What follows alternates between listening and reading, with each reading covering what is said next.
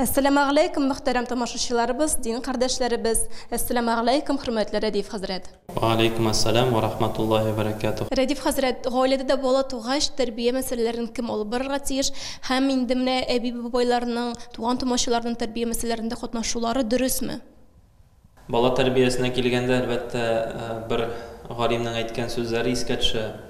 Birovlar kelib so'raydi, "Ani kishi endi so'rov beradi. G'orim kishi bizning bolabizga 3 yosh to'ldi, qachon tarbiyalay boshladik ekan" degach, "G'afu etiga siz endi 3 yilda 9 oyga so'na qoldingiz" degan.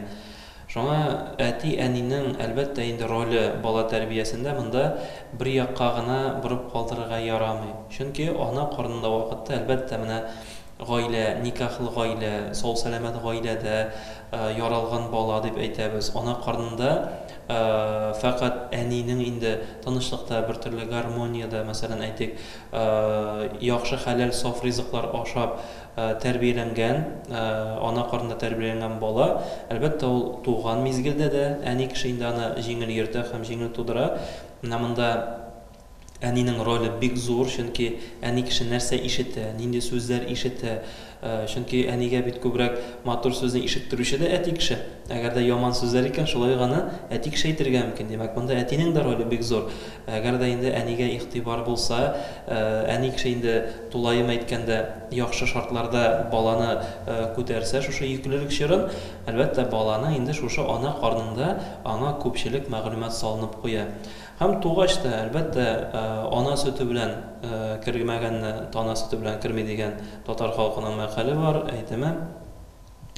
Ана сөте бик мөһим, хәтта Коръәндә әйтелә, 2 яшькә кадәр баланың хакы, 2 яшь тулганчыга кадәр бала инде ана күкрәгеннән имеп үсәргә тиеш. 2 яшькә кадәр әлбәттә бала әнидән шулай бүтән мәгълүматны ала, ана сөте белән.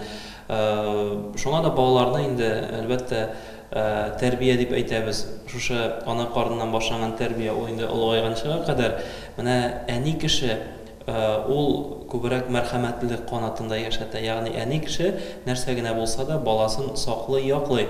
Әти кешенең роле нинди соң? Мәсәлән, төнлә бала җылап уяна икән, әти кеше борылып ятырга мөмкин. Шулай бит инде, яки күрше бүлмәгә чыгып китергә мөмкин. Әни кеше алай түгел. Әни кеше әлбәттә шушы бала янында хәтта төннәрен йокламыйча утыра, аны инде юата, авырый икән мәсәлән даваларга тырыша һәм башкалар. Әни кешенең инде рәхим канатлары әлбәттә инде монда киңрәк. Бала тәрбиясе дип әйтәбез, ул этапларга бүленә. Әлбәттә инде аны бала тәрбиясе белән ныграк шөгыльләнүче хәзрәтләребез ул мәсьәләне карыйлар анда, мәсәлән 2 яшькә кадәр, 3 яшькә кадәр, анда 6 яшькә кадәр, 7 яшькә кадәр дигән, мәсәлән 8 яшькә кадәр, 10 яшькә кадәр. Хәтта Пәйгамбәрбез саллаллаһу алейхи ва сәлләмнең инде әйтелгән сүзләре, мәсәлән Пәйгамбәр саллаллаһу алейхи ва сәлләм 7 яшьтә инде балагызны үз яныгызга намазда бастырыгыз, мәсәлән 10 яшьтә инде аннан барбер күпмедер таләп итегез дигән.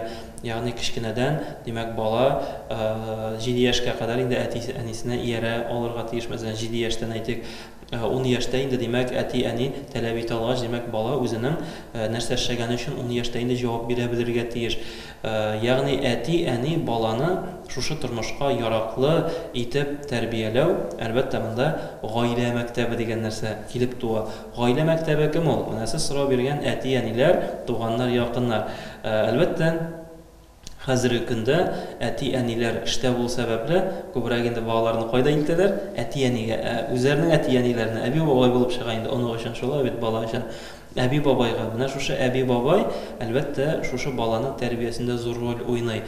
Ләкин монда шундый бер момент бар, менә егетнең дә әти-әнисе бар, кызның да әти-әнисе бар, шулай, ирнең дә әти-әнисе, кызның да әти-әнисе.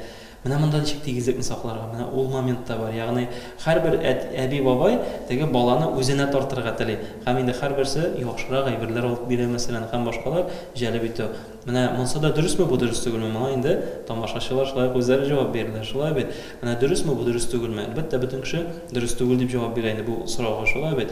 Менә әти-әниләрнең әби-бабайга карата булган, мәсәлән, әйтик, ышанычлары менә монда да акланырга тиеш. Әби-бабай да үзләренең өлешен дөрес итеп кертә белергә тиеш, баланың тәрбиясендә шуны белеп үсәргә.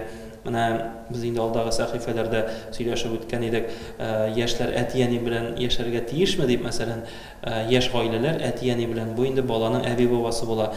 шулар белән яшәргә тиешме? Әгәр дә шулай яшиләр икән, менә бу баланы тәрбияләгәндә җиңелрәк була. Чөнки әби, бабай монда инде тулысынча диярлек бу балага тәэсир итәчәкләр. Димәк, Радиф хәзрәт инде баланың тәрбиясендә әби бабайның да роле зур. Әлбәттә, монда әти, әни дә, әби, бабай да, туган тумачалар да һәм гомумән баланың тирә-юне, баланың тәрбиясендә зур роль уйный. Хәтта җәмгыятьнең баланы тәрбияләвендә зур өлеше бар. Бу кеше баласы дип түгел, иртәгә бу бала минем бала белән мөгамәлә корачак бит дип, кирәк вакытта начар эшләгән балага кисәтү ясау да кирәк, төзәтеп җибәрү дә кирәк. Бу әлбәттә баланы тәрбияләү гаилә һәм җәмгыять өстендә.